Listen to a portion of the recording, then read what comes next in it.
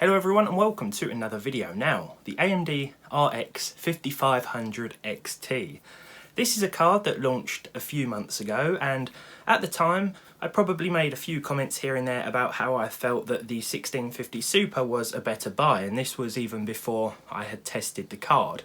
Now, I had always intended to review it, it's just that the model that I wanted to take a look at wasn't available, at least not here in the UK. Today, however, well, I was able to find the model I was after all along, and that is the PowerColor version right here.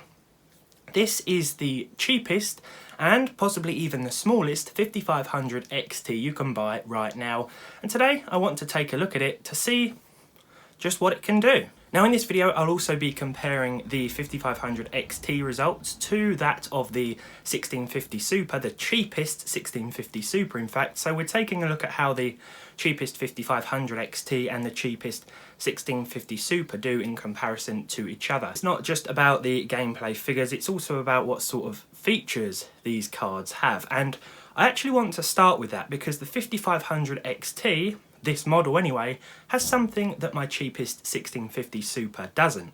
And what is that feature, I hear you ask? Well, it may seem trivial to some, but it's the fan. This PowerColor 5500 XT's fan completely stops at low load, and even under load it is far quieter than my 1650 Super, which does not have this feature.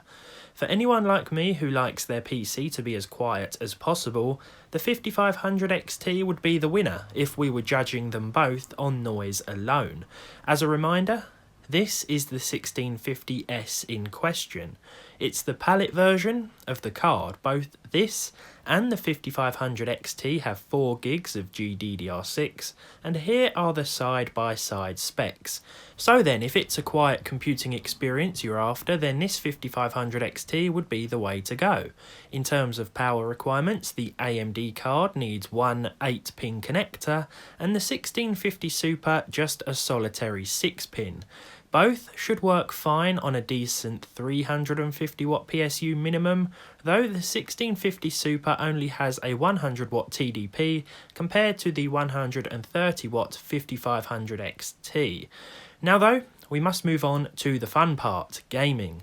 Both GPUs have been paired with my Ryzen 5 1600 test system, the new version, which is essentially a 2600 with a different name, 16 gigs of 3200 MHz DDR4, and all the games have been installed on my 1TB SSD.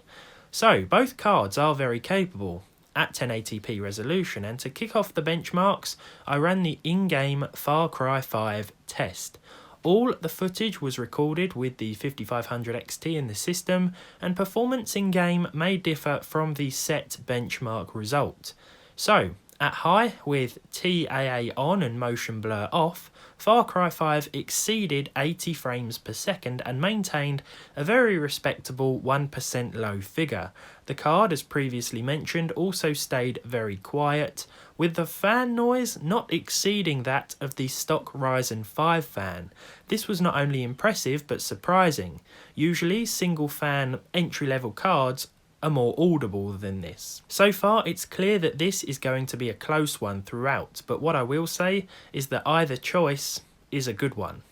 Forza Horizon 4 was even closer. In fact, on average there was no more than a single frame in it. The frame rate will of course depend on what processor you use. I feel that the Ryzen 5 1600 is still a perfect companion to a card like this, not just for the 5500 XT, but for the 1650 Super as well. So far, I am really liking this PowerColor card. I'm glad I waited for this model to pop up before reviewing another. This game was tested on the high settings once again, and you may notice that the VRAM figure is creeping right up to 4 gigs throughout. There are of course 8 gig 5500 XTs on the market, and you should consider the prices of those before buying a 4 gig one, but I don't believe you can find an 8 gig model of this specific PowerColor card, though correct me if I'm wrong. Next up, I know GTA 4, right? Well, it is an older game, but it can still give modern systems a hard time. Because it still seems popular as well, I thought it was worth a test, and while the 5500 XT performs quite well, there are a few stutters here and there that may be quite off-putting. These primarily occurred during the first mission. These were less apparent on the 1650 Super. Either way, 1080p and 60 frames per second will be no problem for either of these cards. What's more, the 5500 XT's fan barely span up here too. I'd recommend locking the frame rate to 60 for the best experience with GTA 4. Now, Red Dead Redemption proved quite interesting test-wise. I ran the in-game benchmark 3 times with each card using the first favour quality preset. I touched no other setting except the option to turn off VSync. And once the benchmarks were complete, I was surprised to see a difference of 10 frames per second on average between the two. However, this difference will be more subtle during actual gameplay, as different areas of the map can have a huge impact on the performance. It was playable on both cards, though the experience on the 5500 XT did feel smoother. Turning a few options down would probably guarantee you 60 FPS.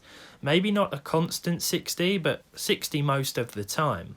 Pushing everything way up will of course exceed the VRAM limit of both cards though, but even so, the 5500 XT probably isn't a GPU intended for ultra settings anyway. This is Red Dead 2 after all. Now, I say this every time, but the Outer Worlds favours Nvidia cards. The 5500 XT still did well, and at high, we were able to meet and exceed a nice 60 FPS average. I did notice a few frame dips though, but I guess some of these could be contributed to the area loading. This was present with the 1650 Super as well, though in both instances the game did smooth out a little bit down the line, say after 5 minutes of play. I have to say though that the 1650 Super probably offered a smoother overall experience, which isn't surprising in any way considering its preference to Nvidia's GPUs.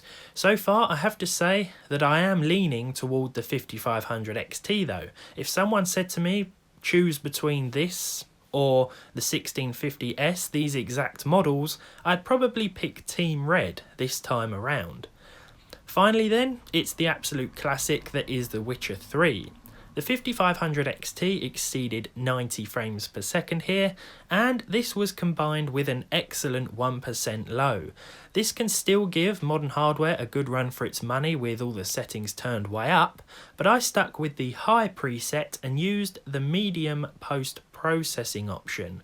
Why don't I put everything on ultra, you ask? Well, personally, for the small difference it may make in some games, I don't think the drop in performance is worth it.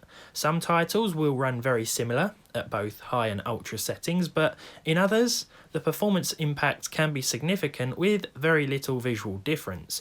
I've always stuck with high for some reason, even with the 5700 XT in my system, to be honest. But there we have it. The PowerColor 5500 XT is the cheapest and smallest version of the card you can buy, at least from what I found, and considering it costs the same as the Palit 1650 Super, it's certainly worth considering. Prices may differ where you live, thus affecting your purchase decision, and the 8GB 5500 XT might not be that much more either, in which case you might want to consider that. If we're strictly comparing these two though, and I had to pick one, I'd still stick with the 5500 XT. Does that count as being impartial? I'm not sure, but after testing both and using them for a little while and listening to both in action, this entry-level AMD card has won me over. And honestly, I saw myself choosing the 1650S first of all. So then, to conclude, if you're looking for a fairly small and fairly cheap 5500 XT, then I would happily recommend this one. Now, I'm going to use it for a little while longer in my system, and should anything go wrong, I'll be sure to give you my updated thoughts. I'd also like to mention AMD's drivers too. I've made a video about them before, but they seem to be mostly fixed. I had a few issues a while ago. I got 1 or 2 black screen errors, but I found that switching on GPU scaling seemed to resolve these when changing between resolutions, and After that, everything ran perfectly. Furthermore, if you want to get into content creation, for example, you want to record your gameplay to edit, or maybe do a little bit of voiceover on, then you may also want to consider the differences between NVIDIA's GeForce experience and AMD's software. I can't remember what it's called. Is it Relive software? It's just AMD Radeon software now.